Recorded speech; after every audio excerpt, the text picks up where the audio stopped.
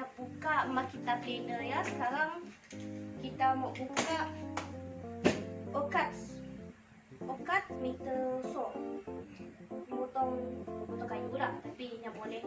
Kalau yang biasa kan 90 degree aja. Yang tu yang boleh potong 45 degree angle.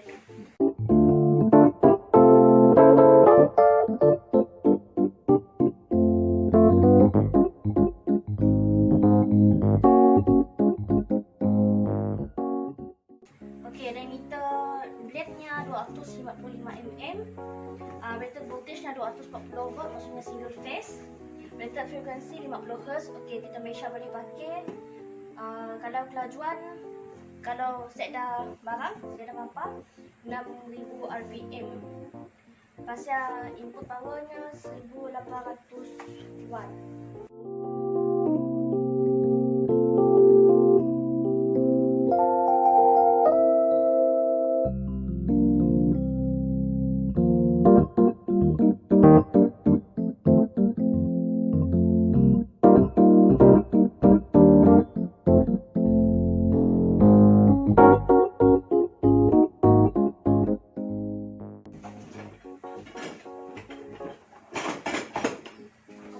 Tahu kalau kita buka kotak kecil tu.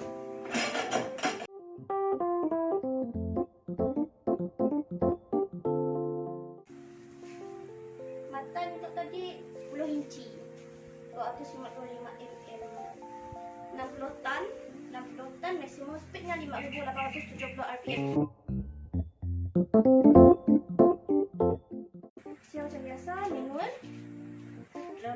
manual terpaksa dah buku manual.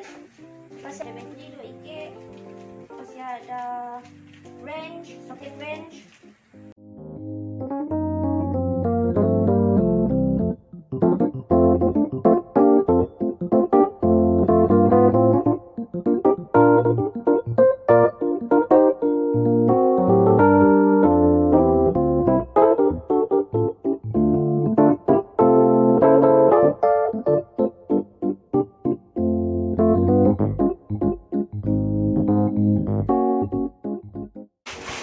Adalah OKATZ meter saw.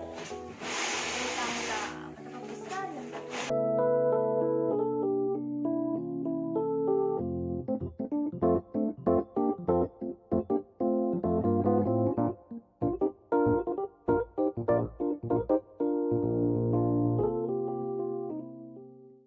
so mata adalah blade adalah pasang kat situ lah.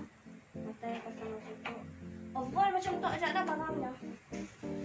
Set dah barang lain.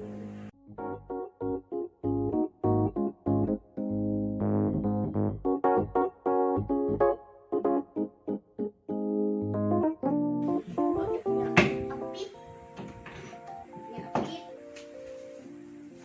Dia punya mata. Dia punya mata.